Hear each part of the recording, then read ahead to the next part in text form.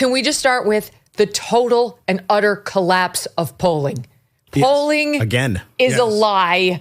They don't know anything. Only Henry Olsen, our guest, who I loved, knew what he was talking about.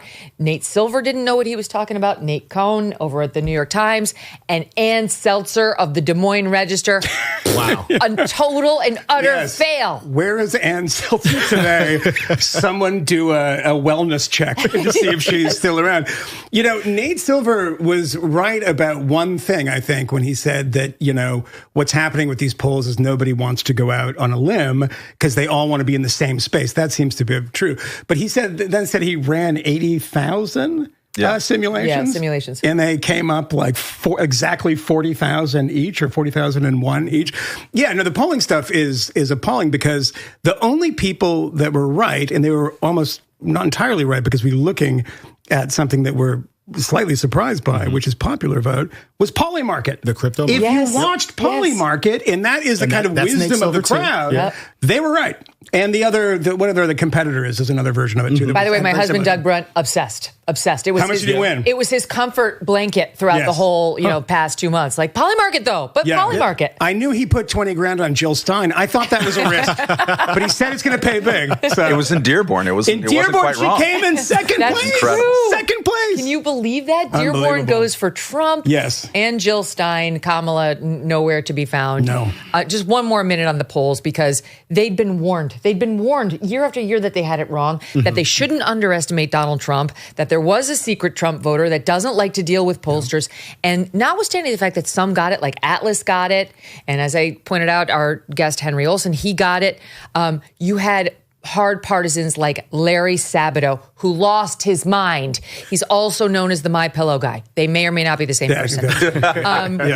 Who, of course, they were doing these so-called polls through their lens of what they want to be.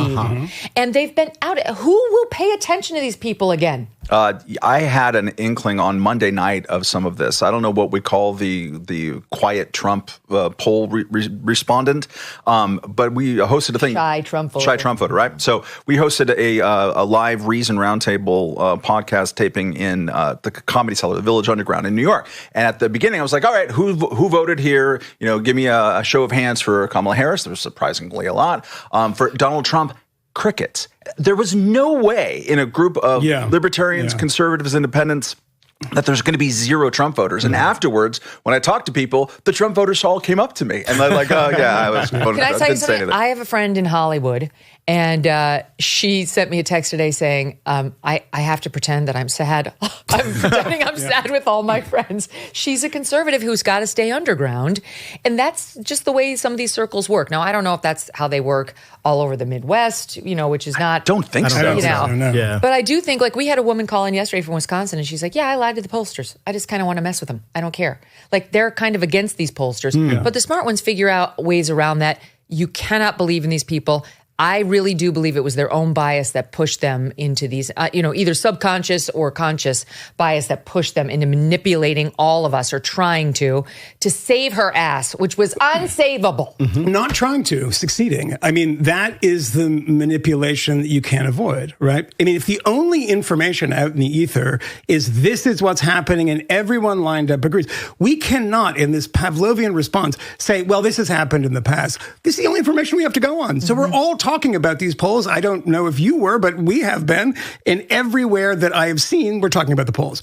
And we're not saying like, well, there's like a shy Trump voter, but it's even on those margins. Like, this is a blowout. It's a blowout. 51%. It's a landslide. 51%. It's a landslide. We're talking about all the blue wall states. We don't know. I mean, like every swing state. He won 7 out of 7 swing states. 7 out of 7. I mean, it's unbelievable. And we were told it was so tight. Every poll said it was tight. No one said he was running away with it. No one predicted. Ann Seltzer told me that Jill Stein was going to win. Go back to Jill Stein. So sorry, Kmele, what were you going to say? I was just going to ask. I mean, I do wonder about the bounces that we saw in the polling, to the extent these things were were happening. And it seems like maybe some of them were converging on what seemed to be the popular knowledge at the time. But after the DNC, there did seem to be a lot of enthusiasm. You did seem to see that folks were going from being very skeptical of Kamala Harris to actually believing in Kamala Harris for a little bit. After that debate performance against Trump, you did seem to see like a lot of energy in the ether for her. So I wonder whether or not there might be some truth to what the polls were saying, despite the fact that there were probably certain people that were never responding to the polls. Let's be honest. The world is not getting any simpler. Whether it's a natural disaster, a supply chain issue, or just a nasty virus, things happen that we simply cannot control. But what we can control is how prepared we are. We have seen time and time again that preparation is key. It's about being proactive, not reactive. That's where the JACE case comes in. The JACE case is an emergency kit with prescription antibiotics that cover a huge range of common infections. The JACE case takes the guesswork and the panic out of these challenging situations. You'll have the right medication and you'll have it when you need it. In times of uncertainty, you don't want to be dependent on outside systems. With the JACE case, you have a practical, reliable solution right at your fingertips. And this is about taking control in a world that sometimes feels out of control. So don't wait until it's too late. Get prepared right now. Go to JACE.com and enter MK at checkout. That's promo code MK at JASE.com to get the right meds the moment you need them. This is about smart preparation for you and your family's peace of mind. Thanks so much for watching. If you like what you just saw, hit the subscribe button for more clips and full episodes.